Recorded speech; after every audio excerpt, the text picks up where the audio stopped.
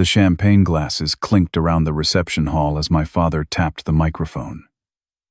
"And now," he announced with a beaming smile toward my sister Melissa, "Ted has a special wedding gift." 200 guests turned to me expectantly. I hadn't prepared any speech. My stomach dropped as my father continued. "Ted is giving his downtown penthouse to the newlyweds." The room erupted in applause while I sat frozen, blindsided by my father's announcement about my home. The one I'd worked 6 years to afford. I always knew where I stood in my family's hierarchy. Second place. That reality was established long before Melissa was even born. When I came into this world 34 years ago, I was the son my father James wanted, but not the son he expected. He was a third-generation businessman with a commanding presence and unwavering confidence. I inherited neither. Growing up, my childhood consisted of constant reminders about the Thompson family legacy and how I was expected to uphold it. My report cards were never good enough. My athletic achievements never impressive enough. My social circle never prestigious enough. It wasn't that my father was cruel. He provided everything materially. But his approval remained perpetually out of reach. When Melissa arrived, 6 years after me, everything changed. She had my father's charisma and confidence from the start. While I was awkward and analytical, Melissa was bold and sociable. My father saw himself in her immediately. Their connection was instant and undeniable. "Ted, why can't you be more like your sister?" became the soundtrack of my teenage years. My mother, Diana, never contradicted him. She was the perfect corporate wife, elegant, supportive, and unwilling to challenge my father on anything, especially his treatment of his children. "Your sister has the Thompson spirit," my father would say at family gatherings, his arm proudly around Melissa while I stood awkwardly to the side. "Ted here takes after your mother's side." He'd laugh, and everyone would join in while my mother would smile tightly. Despite everything, Melissa and I had been close as kids. We built blanket forts together, and I helped her with homework. I was her protector when neighborhood kids were mean. But as we grew older, and she recognized her favored position, our relationship shifted. By high school, she had absorbed our parents' expectation that I would always give way to her needs and wants. The pattern continued through college. I attended State University on partial scholarship, while Melissa went to an Ivy League school fully funded by our parents. When I graduated, I received a used car. When Melissa graduated, she got a luxury condo near our parents' home. Still, I persevered. After college, I found my niche in software engineering. Unlike the family business, which dealt in real estate development, technology came naturally to me. I worked 80-hour weeks for a startup that eventually got acquired. While not wealthy by my family's standards, I finally had something that was entirely mine: financial independence. 6 years of saving, investing my acquisition bonus, and living frugally culminated in the purchase of my penthouse. Located in the revitalized downtown district, the 2,000-square-foot space with floor-to-ceiling windows and a private rooftop garden represented everything I had worked for. I spent $40,000 renovating it, carefully selecting every fixture and finish myself. It wasn't just property. It was the physical embodiment of my independence from my family's expectations. Last spring, Melissa announced her engagement to Bradley Williams, son of a family that ran in the same social circles as ours. The Williams family owned a chain of luxury car dealerships across 3 states. The match seemed perfect, too attractive, charming people from similar backgrounds with my father's enthusiastic approval. Wedding preparations began immediately. Weekly family dinners became wedding planning sessions, with my input neither sought nor welcomed. I was expected to attend and nod approvingly at whatever decisions were made. 2 months before the wedding, I overheard a conversation between my father and Melissa in his home office. I had stopped by to drop off some documents my mother had asked for when I heard my sister's voice through the partially open door. "But Daddy," What if Ted says no about the penthouse plan? My father's deep laugh followed. Don't worry, princess. Your brother has never said no to this family, and he's not about to start now. I froze outside the door, unable to process what I was hearing. Surely they couldn't be referring to my penthouse. I wanted to burst in and confront them, but years of conditioning kicked in. Instead, I quietly left, telling myself I must have misunderstood. They couldn't possibly mean to take my property, the one thing I had earned entirely on my own. How wrong I was. 3 months before the wedding, my parents hosted an extravagant engagement party for Melissa and Bradley at the country club. 200 guests, ice sculptures, and a string quartet playing as people arrived. I stood at the bar, nursing a whiskey, and observing the social choreography I'd grown up with but never mastered. You look about as thrilled as I feel, said a voice beside me. I turned to see a woman in a navy blue dress, dark hair falling in loose waves past her shoulders. She had intelligent eyes and a smile that suggested she found the whole affair slightly ridiculous. That obvious? I asked. Only to a fellow sufferer, she replied, extending her hand. Charlotte Reeves. Friend of the Williams family, reluctant attendee of engagement parties. Ted Thompson, brother of the bride, equally reluctant attendee. Her eyebrows raised slightly. The mysterious brother. I've heard about you. All terrible things, I'm sure. Quite the opposite, she said, surprising me. Bradley mentioned you built your own career outside the family business. I respect that. We spent the next hour talking. Charlotte was a corporate attorney who specialized in financial law. She was smart, direct, and refreshingly unimpressed by family names or social standing. When she laughed at my jokes, it felt genuine rather than polite. So what's it like being the brother of the bride? She asked, as we escaped to the terrace. Like being a prop in someone else's play, I admitted. I show up where directed and say my lines. And how does that make you feel? Charlotte asked, her tone suggesting she already knew the answer. Like I should have moved to Seattle when I had the chance.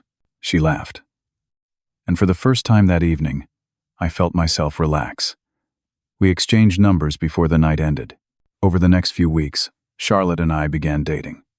She was unlike anyone in my social circle. Ambitious, but ethical. Confident, but kind. I found myself sharing things I'd never told anyone, including the complicated dynamics of my family. Your parents play favorites, she observed bluntly after I described a particularly painful childhood memory. That's not normal or healthy, Ted. Every family has issues. I deflected. Issues, yes. Systematic undermining of one child's self-worth. That's abuse. I flinched at the word. That seems extreme. Charlotte reached for my hand. I'm sorry. I don't mean to upset you. But from an outside perspective, what you're describing isn't just ordinary family tension. A month into dating, I invited Charlotte to join me for dinner with my parents and Melissa. My father assessed Charlotte with the shrewd gaze he reserved for business acquisitions, while my mother asked polite but probing questions about her family background. Melissa, meanwhile, barely acknowledged her presence, instead dominating the conversation with wedding details. Ted's penthouse has the most amazing view of the city skyline, Melissa commented during dessert, her first direct reference to me all evening. You simply must see it, Bradley. It's quite spectacular, my mother agreed. Such a large space for just one person.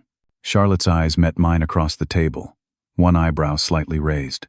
The following weekend, I invited my parents and Melissa to see the renovations I'd just completed on my penthouse. I'd refinished the hardwood floors, installed new kitchen countertops, and completed the rooftop garden with built-in seating and a fire pit. As I gave them the tour, Melissa trailed her fingers along the quartz countertops. This kitchen is perfect for entertaining, she mused. Much better than the galley kitchen in our condo. The master bathroom is bigger than ours, my mother noted. And this view must be wonderful to wake up to. My father remained largely silent until we reached the rooftop. You've done well for yourself, he finally acknowledged, though the compliment felt measured. Of course, the Thompson name opened some doors for you. Before they left, my father pulled me aside. Your sister's wedding is a significant expense, he said. I expect you'll want to contribute meaningfully. It wasn't a question. I was thinking of covering the photography, I offered. I know a great photographer from work. My father waved his hand dismissively. Already hired the best in the city. But you can cover his fee, $5,000. Small price, to show support for your sister. $5,000 was not a small price for me. I had just depleted most of my savings on the renovations. But I nodded, knowing argument was futile. After they left, Charlotte shook her head. They didn't say a single positive thing about your renovation work. Welcome to the Thompson family dynamics, I said, trying to sound lighthearted. 2 weeks later, I came home early from work to find Melissa showing 3 of her friends around my penthouse. "Ted!" she exclaimed, looking momentarily flustered. "I thought you'd be at work until 6. Meeting canceled," I said, setting down my laptop bag. "How did you get in?" "Daddy had a key made when you bought the place," she said casually. "For emergencies." I felt a chill. "And this is an emergency?" "Don't be dramatic. I was just showing the girls where Bradley and I might be living after the wedding." I stared at her, uncomprehending. "What are you talking about?" She exchanged glances with her friends. "Maybe we should go," one of them murmured. After they left, I called my father, demanding an explanation about the key and Melissa's comment. "Your sister was getting ahead of herself," he said smoothly. "But since you brought it up, your mother and I have been thinking. Melissa and Bradley will need a place to start their life together, somewhere that reflects their status. And that penthouse of yours would be perfect for them." "It's not available," I said firmly. "It's my home." My father's tone hardened. "Need I remind you who paid for your college? Who covered your expenses while you were interning? Family supports family, Ted. I'm happy to help them find a place," I countered.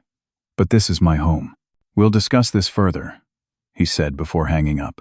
The next day, I changed my locks. But the sense of violation remained, along with a growing dread about what my family was planning. When I told Charlotte what happened, her expression grew serious. "They're trying to manipulate you, Ted. This is about control, not about helping Melissa. They can't actually take my property," I said, more to reassure myself than anything. Charlotte squeezed my hand. "No, they can't. But they'll try every emotional lever they have." I didn't realize how right she was until a week later, when I returned home to find Melissa and Bradley in my living room, measuring tape in hand. "What are you doing?" I demanded. Melissa had the grace to look embarrassed. Bradley looked confused. "We're just seeing if our sectional would fit," Melissa explained. The building manager let us in. "You can't keep coming into my home without permission," I said, struggling to keep my voice even. "And what makes you think your furniture needs to fit here?" Melissa's eyes filled with tears. "Daddy said it would be okay. He said you'd want to help us start our life together." She sniffled. "You've always been so selfish, Ted. You have this huge place all to yourself, while Bradley and I are cramped in that condo." "I worked for this place," I reminded her. 6 years of 80-hour weeks while you were getting established in a job Dad arranged for you." "That's not fair," she protested. "It's not my fault Daddy wanted to help me." Bradley cleared his throat awkwardly. "Maybe we should go, Mel. We can discuss this another time." After they left, I called my father, who acted as though I was overreacting. "Your sister needs your support right now, Ted. This wedding is stressful enough without you being difficult." "Difficult? She's acting like my home is already hers." "Don't be dramatic. No one is taking anything. But family helps family. And it would mean a lot to your sister if you'd give her a key. Just temporarily. For wedding preparations. The venue is near your building, and she needs somewhere to store some items. Against my better judgment, I agreed to this limited access, with explicit boundaries that my sister immediately began to push. The final straw came when I discovered documents in my father's home office, while dropping off some signed wedding-related paperwork. A folder labeled Melissa's Future contained floor plans of my penthouse with furniture arrangements and color schemes I didn't recognize. I realized then that this wasn't a recent plan. My family had been eyeing my property from the moment I purchased it. As the wedding date approached, I found myself increasingly sidelined in family interactions, unless money was needed. My parents asked me to cover additional small expenses that somehow always ran into the thousands. Meanwhile, Charlotte became my emotional lifeline, helping me recognize the manipulation tactics I'd normalized my entire life. "You know this isn't your fault, right?" she said one evening as we sat on my rooftop garden.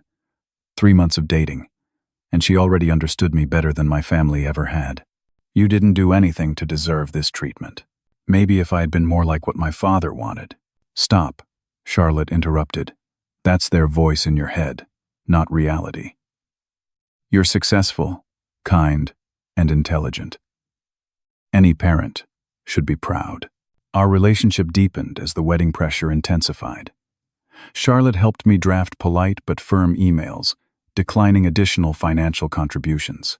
She stayed over more frequently, and my penthouse began to feel like a home in a way it never had before, a place where I was valued and respected.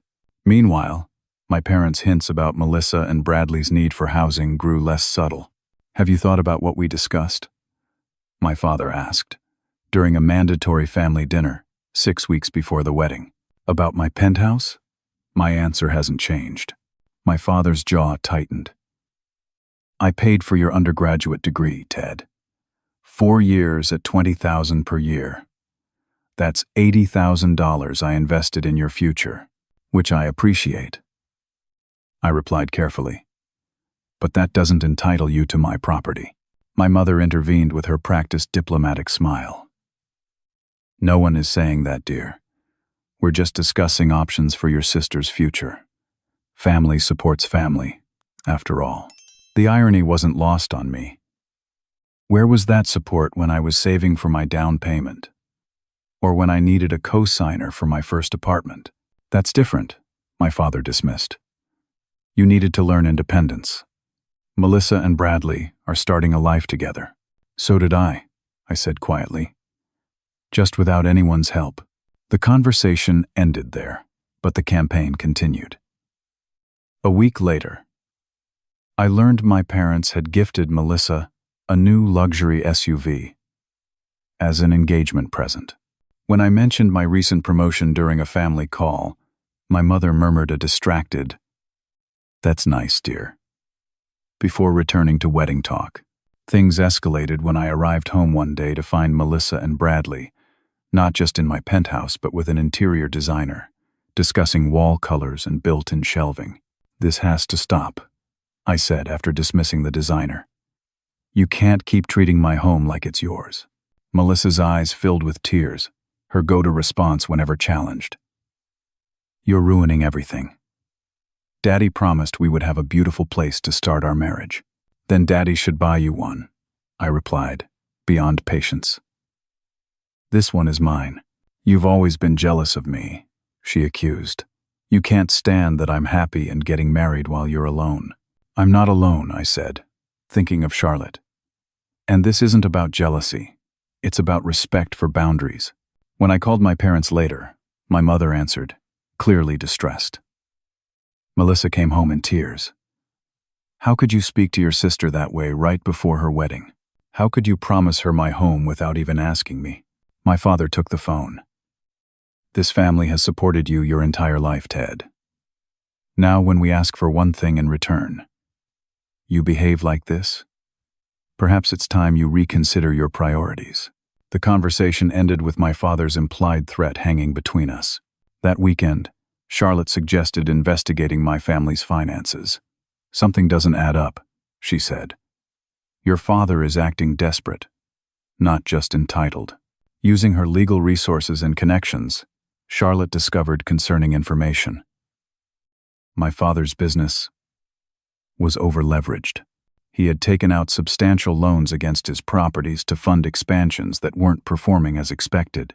Based on these filings, Charlotte explained, showing me the documents, your father is facing a serious cash flow problem. He's put up nearly everything as collateral. Including my penthouse? I asked, alarmed.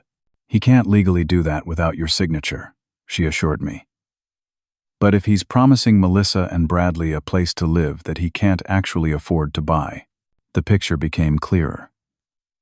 My father had overextended himself financially, while maintaining the appearance of prosperity. The extravagant wedding he'd promised Melissa, rumored to cost over $200,000, was being funded with borrowed money he might not be able to repay. As this realization sank in, I received a tearful call from my mother. Please, Ted. Your stubbornness is tearing this family apart. Why can't you support your sister's happiness? By giving away my home? I asked incredulously. It's just property, she insisted. Family is what matters. Later that week, I learned from a family friend that my parents had already told several people about the generous gift I was giving Melissa and Bradley. The narrative was being established regardless of my consent. The final confirmation came when Melissa texted me a document containing furniture layouts and design plans labeled Our Penthouse. When I called her, demanding an explanation, she finally admitted the truth. Daddy promised us the penthouse months ago, she confessed. He said you'd agreed in principle and were just working out the details. That's a complete lie, I said, stunned by the brazenness of it. Well, he said you'd come around eventually, she replied defensively. And you always do what Daddy wants in the end. After hanging up, I sat in my living room, looking at the space I'd created and fought for, feeling a sense of betrayal so profound it was physical. The family that should have protected and supported me had been plotting to take away the one thing that represented my independence.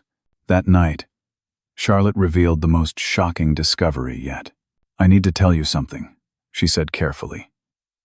And you might be angry with me. What is it? I know your father. Professionally, I mean. She took a deep breath. He consulted with our firm about 3 months ago. About legally forcing you to sign over the penthouse. I stared at her in disbelief. What?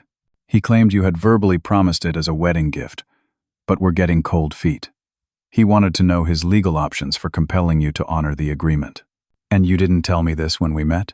I didn't make the connection at first, she explained. Thompson is a common name. When I realized who you were at the engagement party, I was already interested in you for you. Then as we got closer, I wasn't sure how to bring it up without betraying client confidentiality. What did you tell him? I asked, my voice tight. That without a written agreement, he had no legal standing, that he couldn't force you to transfer the property. Charlotte reached for my hand. I'm telling you now because you need to know how far he's willing to go. I pulled away, needing space to process this revelation. Did you start dating me because of this connection? No, she said firmly. I started dating you because I liked you. I'm telling you this now, breaking confidentiality rules that could get me disbarred, because I care about you and I'm worried about what your father might do next. Though hurt by the delayed disclosure, I realized Charlotte was risking her career to protect me. That spoke volumes about her character and her feelings for me. What do you think he'll do? I asked finally. Based on what I've seen? Something public that forces your hand. He's counting on your discomfort with confrontation. Charlotte's warning would prove prophetic sooner than either of us expected. 1 week before the wedding, my father requested a private meeting at his club. The wood-paneled room with leather chairs and cigar smoke seemed designed for exactly this type of conversation, men making deals over whiskey. Away from prying eyes. Ted, he began after ordering drinks, you've always been the thoughtful one in the family. The planner. So I know you'll understand what I'm about to say. I said nothing, waiting. Your sister's wedding marks the beginning of her adult life. The joining of 2 important families. He sipped his bourbon. The Williams expect certain standards to be maintained. A suitable living situation is part of that. I understand that, I said carefully. But that doesn't mean my penthouse. My father leaned forward. Here's what I propose. You gift the penthouse to Melissa and Bradley. I'll help you with a down payment on a new place. Something suitable for a bachelor. The implication was clear: my home was too good for someone like me, unattached and outside the family business. No, I said simply. His expression hardened. Think carefully about your response, Ted. This isn't just about property. It's about your place in this family. Are you threatening to disown me over real estate? I'm reminding you of everything this family has done for you. Your education. Your connections.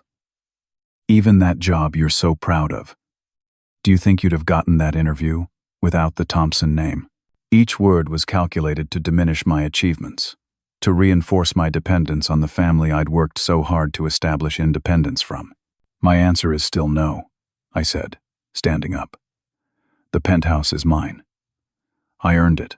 I paid for it. And I'm not giving it away, not even to Melissa. My father's face flushed with anger. You selfish, ungrateful. He stopped himself, visibly collecting his composure. You've disappointed me, Ted. Deeply disappointed me. I walked out, shaking but strangely liberated. For perhaps the first time in my life, I had directly refused my father on something that mattered to him. When I told Charlotte what happened, she immediately searched for more information on my father's finances.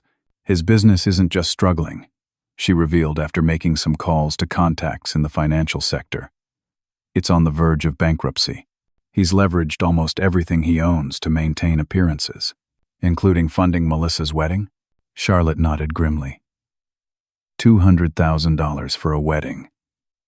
When you're facing potential bankruptcy, isn't just irresponsible, it's delusional. Why would he do that? Pride, status. But also, Charlotte hesitated. I think he may be planning to use your penthouse as collateral for a loan to save his business. The pieces clicked into place. My father wasn't just trying to provide for Melissa, he was desperately trying to save himself from financial ruin while maintaining his image of success. That night, my mother called, sobbing. How could you speak to your father that way? After everything he's done for you? What has he actually done for me, Mom? Really? He gave you life, a home, opportunities, and he's held them over my head ever since, I countered. That's not generosity, it's control. You're tearing this family apart, she accused. Right before your sister's wedding. After hanging up, I received text messages from extended family members, expressing their disappointment in my selfishness. My father had clearly been spreading his version of events. The next morning, Melissa sent a barrage of texts, alternating between guilt trips and angry accusations. The final message was most revealing. Daddy says, if you don't help us, his business might be in trouble. Is that what you want? To destroy everything he's built? I didn't respond. Instead, I consulted with Charlotte about protecting my assets. She helped me document the history of harassment and unauthorized entry to my property, just in case. 2 days before the wedding, I received a startling call from Jennifer Taylor, a name I recognized from my childhood. She had been my father's business partner for years before a mysterious falling out a decade ago. Ted, I hope you don't mind me contacting you, she began. But I've heard some concerning things about your father's plans for your property. How did you hear about that? I asked. Surprised. The business community talks. Your father has been telling potential investors he has access to a prime piece of downtown real estate. Your penthouse. Jennifer explained that after their partnership dissolved, she had kept tabs on my father's business dealings. Your father pushed me out of our company after I questioned his ethics. She explained. I lost nearly everything, but I rebuilt. I'm concerned he's about to do something similar to you, his own son. She revealed that my father had attempted to secure loans using property he didn't legally own. He's desperate, Ted. And desperate men do desperate things. I thanked Jennifer for the warning, troubled by this additional confirmation of my father's intentions. That evening, Charlotte and I discussed strategy for the upcoming wedding. He'll try something public, she predicted. Somewhere you'll feel too uncomfortable to object. I won't give in, I promised, no matter what he does. Charlotte squeezed my hand. I know, and I'll be right there with you. What neither of us anticipated was just how public, and how humiliating, my father's next move would be. The morning of the wedding, my father knocked on my door, all smiles and reconciliation. Big day, he announced, stepping inside without waiting for an invitation. Let's put this unpleasantness behind us. He pulled out an envelope. Just a few papers for the wedding surprise. Sign here, and we can focus on celebrating your sister's special day. What papers? I asked, not reaching for them. Just transfer documents, he said casually. For the penthouse. We can handle the legal details later. I stared at him, incredulous at his audacity. I've already told you no. Multiple times. My father's friendly facade cracked. Do you have any idea what you're doing to this family? To your sister? To me? I think I do, I said quietly. This isn't about Melissa's happiness. It's about saving your business. His face reddened. You ungrateful. He stopped, taking a deep breath before switching tactics. We'll discuss this after the ceremony. Don't make a scene today. It's your sister's wedding. The ceremony itself was elegant and expensive. Excessively so.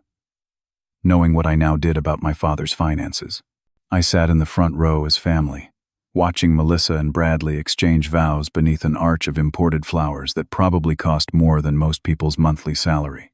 Throughout the ceremony, I noticed my father whispering to various guests and pointing in my direction. The stage was being set. At the reception, despite being the bride's only sibling, I was seated at a distant table away from family, alongside distant cousins and work acquaintances. Charlotte, who had planned to attend as my date, texted that she was running late due to an emergency at work but would arrive soon. Dinner passed in awkward small talk with people who clearly had heard some version of the Ted is selfish narrative. As dessert was served, my father took the microphone for his speech. When Melissa was born, he began, I knew she was special. She has brought nothing but pride and joy to our family. He spoke for several minutes about Melissa's accomplishments, her beauty, her perfect match in Bradley. I received only a passing mention. And, of course, her brother Ted has always been there in his own way. The speech continued with effusive praise for the Williams family and the bright future ahead for the newlyweds. Then my father's tone shifted. A marriage isn't just a commitment between two people. It's a commitment between families to support the next generation. He raised his glass. And speaking of support, I have a wonderful announcement. My stomach clenched. This was it. My son Ted has a special wedding gift for his beloved sister, my father announced, his voice carrying across the silent ballroom. Ted is giving his downtown penthouse to the newlyweds.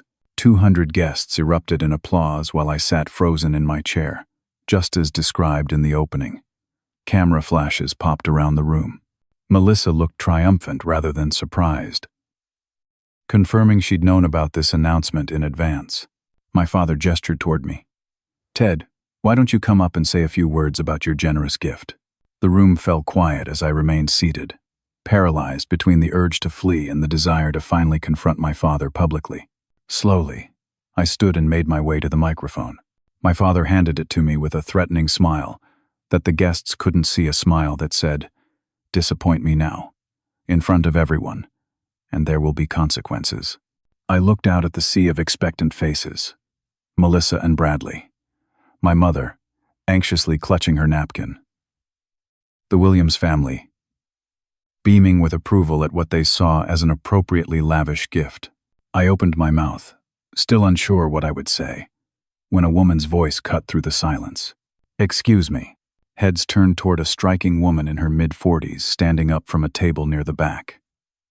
She wore a tailored burgundy dress and an expression of calm determination. I don't mean to interrupt such a lovely celebration, she continued. But I think there's been a misunderstanding about this gift. My father grabbed the microphone back. I'm sorry, but who are you? The woman smiled. Jennifer Taylor. Your former business partner, James. We haven't spoken in, 10 years? Not since you forged my signature on those loan documents and nearly sent me to prison. A collective gasp rippled through the room. The Williams family exchanged alarmed glances. This is hardly the time or place, my father began. But Jennifer continued, her voice carrying without need of amplification. I think it's exactly the time and place, since you're about to do to your son what you did to me. She moved toward the front of the room with calm, measured steps, using someone else's assets to save yourself. My father's face had gone from red to white. Security, he called weakly. But no one moved. Jennifer addressed the room. For those who don't know me, James Thompson and I built our company together. When I discovered financial irregularities, he manipulated documents to make it appear I was responsible. I lost my reputation, my investments, nearly my freedom. She turned to me. Ted, your father has been telling potential investors that he has access to your penthouse as collateral for loans. He's trying to save his failing business with your property. The room erupted in murmurs. My mother's hand flew to her mouth. Melissa looked stricken. That's a lie, my father sputtered, but his protest lacked conviction. Jennifer calmly approached him. Touch her assets again, she said clearly, the words carrying in the now silent hall. And you'll lose yours. She turned to the confused guests. That's not a threat. It's a statement of fact. I have documentation of tax fraud dating back 3 years. I've kept it as insurance. But I'll use it if you continue to victimize your own son. My father lunged for her, but Bradley's father intercepted him, holding him back with a firm hand on his shoulder. James, don't make this worse. As security finally approached, another voice joined the confrontation. Charlotte, who had arrived during the commotion, stepped forward. I can confirm Miss Taylor's allegations, she announced. As an attorney who was consulted on this matter, I have evidence that Mr. Thompson attempted to secure loans using property he doesn't legally own. She moved to stand beside me. Evidence I'm prepared to submit to the proper authorities if necessary. The wedding reception dissolved into chaos. The Williams family huddled together in urgent discussion. Guests pretended to focus on their desserts, while straining to hear every word. My mother sat stunned, while Melissa buried her face in her hands. In the midst of the disaster, I felt a strange calm. The secret manipulations that had dominated my family dynamic for decades were finally exposed to the light, and though painful, there was relief in the truth finally being spoken.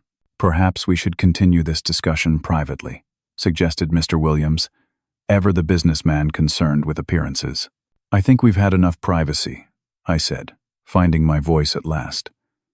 That's been the problem all along. Jennifer nodded approvingly. Secrets and silence are how manipulation thrives. My father had collapsed into a chair, his usual commanding presence deflated. You have no idea what you're talking about, he muttered. But the protest sounded hollow.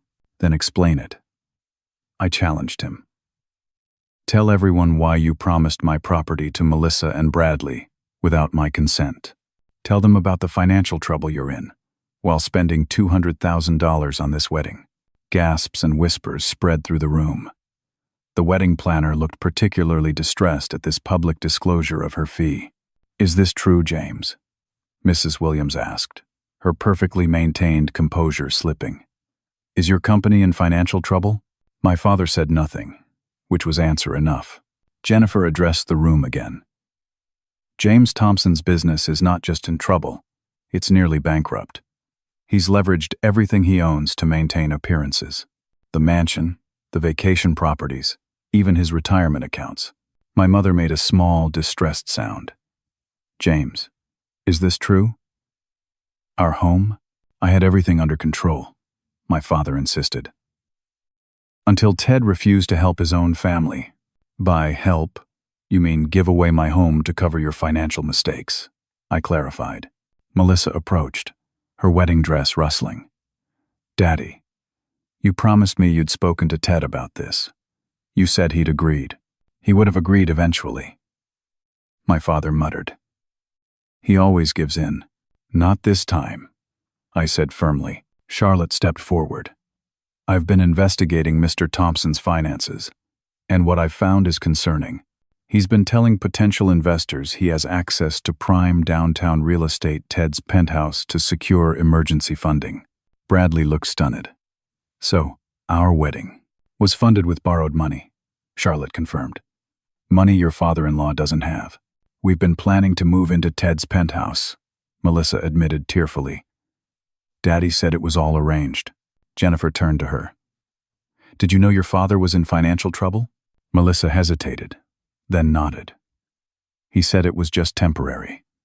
That once Ted signed over the penthouse, he could use it as collateral for a loan to save the business. And you were okay with taking your brothers home? Charlotte asked incredulously. Daddy said Ted owed the family, Melissa replied, her voice small.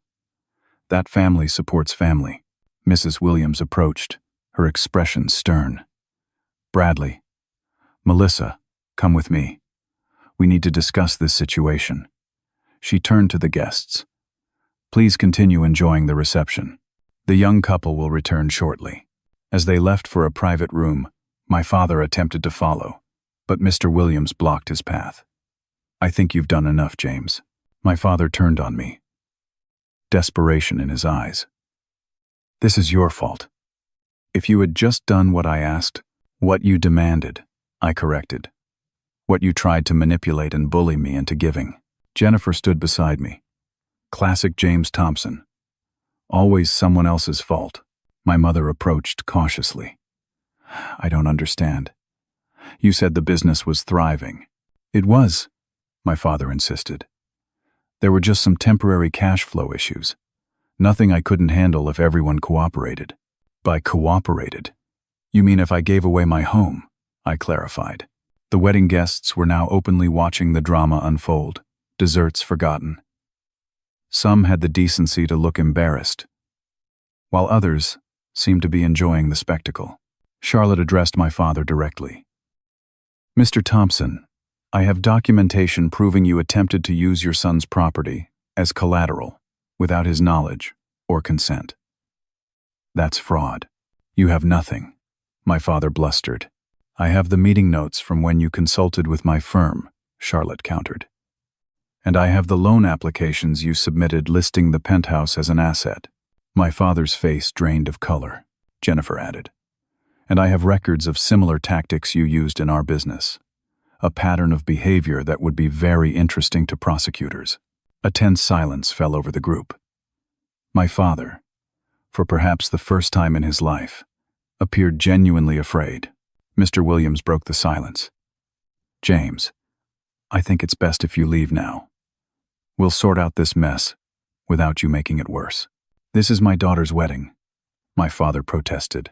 A wedding you can't afford, Mr. Williams replied coldly. Paid for with borrowed money, apparently. We'll discuss how to handle that situation later. 2 security guards appeared, summoned discreetly by the Williams family. With a final glare at me, my father allowed himself to be escorted out. My mother hesitated, torn between following her husband and staying for her daughter. Go with him, Mom, I said gently. He needs someone right now. After they left, Jennifer approached me. I'm sorry to have disrupted your sister's wedding, Ted, but I couldn't stand by and watch history repeat itself. Thank you, I said sincerely, for having the courage I didn't. You're showing plenty of courage now, she observed. Standing up to James Thompson is no small thing. Charlotte joined us, slipping her hand into mine. Are you okay? Surprisingly, yes, I realized. For the first time, in a long time, I feel free. The Williams family returned with Melissa and Bradley. Mr. Williams addressed the remaining guests. Thank you for your patience during this unexpected situation. The reception will continue as planned. Melissa and Bradley, appreciate your understanding. As the band resumed playing and guests awkwardly returned to their celebrations, Melissa approached me, her expression a mixture of embarrassment and regret. I didn't know, she began. About Daddy's business problems, I mean. Not at first. When did you find out? I asked. She looked down. About 3 months ago. After he'd already promised us the penthouse. And you still went along with it? A tear slipped down her cheek. He said it was the only way to save everything. That if the business failed, we'd lose everything, the house, the status, everything we've built. So you decided my home was an acceptable sacrifice? Melissa had no answer for that. Bradley joined us, looking deeply uncomfortable. Ted, I want you to know, I had no idea about any of this. I thought. He hesitated. You thought my family was as wealthy and stable as they appeared. I finished for him. He nodded. I'm sorry. If I'd known they were trying to take your home, would you have done anything differently? I asked honestly. Bradley paused, then admitted, I don't know. And that bothers me. His honesty was unexpected and strangely refreshing. Mrs. Williams approached our group. Ted, I want to apologize on behalf of our family. Had we known about your father's financial situation or his plans regarding your property, we would never have condoned it. I nodded, accepting the apology, though not quite believing they would have objected to acquiring prime real estate, regardless of the method. What happens now? Melissa asked, looking lost. Charlotte, ever practical, stepped in. First, the newlyweds need to make alternative living arrangements. The Williams family might help with that. Mrs. Williams nodded stiffly. We'll discuss options tomorrow. Second, Charlotte continued, your father needs professional financial advice. His business may be salvageable with proper restructuring, but the deception needs to stop. And third, Jennifer added, your family needs to have some honest conversations about the dynamics that led to this situation. Melissa looked at me with tear-filled eyes. I'm so sorry, Ted. I never meant to hurt you. Though part of me wanted to maintain my anger, I recognized my sister was as much a victim of our father's manipulation as I had been, just in a different way. While I had been made to feel perpetually inadequate, she had been raised to expect everything would be given to her, regardless of the cost to others. We have a lot to work through, I told her, but we're still family. As the reception continued around us, I realized this painful public exposure might ultimately be the foundation for something healthier, a family based on truth rather than appearances, on genuine support rather than control and obligation. The weeks following the wedding were challenging but transformative. My father retreated to the family vacation home in Aspen, avoiding the business and social fallout of his public exposure. My mother, shaken by the revelations about our family finances, finally began questioning the patterns she had enabled for decades. Melissa and Bradley postponed their honeymoon to deal with the immediate aftermath. The Williams family, concerned about their son's financial security, provided them with a temporary apartment while they reassessed their future. 1 month after the wedding, I invited Melissa to meet me at a cafe near my penthouse. She arrived looking different, less polished, more authentic, without the designer accessories that had been her standard uniform. Thank you for meeting me, she said, sliding into the booth across from me. I wasn't sure you would want to. We're still siblings, I reminded her. That hasn't changed. Everything else has, she observed with a sad smile. Dad's business is being restructured. Mom's talking about therapy. Bradley's parents are making us create an actual budget. She shook her head in disbelief. I'm learning how to grocery shop. Despite everything, I couldn't help but laugh. Welcome to how most people live. She smiled ruefully. I deserve that. I've been spoiled my whole life, Ted. Entitled and oblivious. Her expression grew serious. I'm sorry. For everything. For not standing up for you. For going along with Dad's plan for your penthouse. Did you ever consider how I would feel Giving up my home? Melissa looked down. Honestly? No. Dad always taught me that family resources were fluid, that everything belonged to all of us in some way. She met my eyes. I see now how convenient that philosophy was, when it only flowed in one direction. Her self-awareness surprised me. You've been doing some thinking, therapy. Twice a week. She confirmed. Bradley's parents insisted. Best thing they could have done for me. We talked for nearly 3 hours, unraveling decades of family dynamics with a new honesty between us. For the first time, Melissa acknowledged the preferential treatment she'd received and how it had shaped both of us. I always thought you were fine with it, she admitted. That you were happy to step aside for me. Dad said that was just your nature to support from the background. Did you ever ask me? No, she said quietly. I didn't want to question a system that benefited me. Meanwhile, Jennifer Taylor had become an unexpected ally in dealing with my father's business crisis. Her experience in recovering from financial disaster and her intimate knowledge of my father's business practices proved invaluable. 3 months after the wedding, she offered me a position in her technology investment firm. You've got skills our portfolio companies need, she explained, and you've demonstrated something I value even more: integrity under pressure. I accepted, grateful for the opportunity to work with someone who valued my abilities rather than my family name. Charlotte and I continued to grow closer through the family crisis. Her strength and clarity helped me navigate the complicated emotions of setting boundaries while maintaining connections with my family. You're not responsible for fixing everyone, she reminded me one evening as we sat on my rooftop garden. Your only obligation is to live authentically and treat others with respect. 6 months after the wedding disaster, I hosted a housewarming party at my penthouse. Charlotte had gradually moved most of her belongings in over the previous weeks, and we decided to make it official. Melissa and Bradley were among the first to arrive. This place looks different, Melissa observed, glancing around. Charlotte's influence, I explained. She has actual decorating taste, unlike me. Bradley handed me a bottle of wine. We brought a housewarming gift, actually purchased with our own money, he added with a self-deprecating smile. They had changed. Bradley had taken a more active role in his family's business, while Melissa had started working part-time at a nonprofit, her first real job without family connections paving the way. To my surprise, my mother arrived next.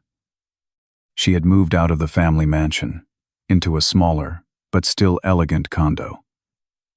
Another change I never would have predicted. This is lovely, Ted, she said, embracing me with genuine warmth.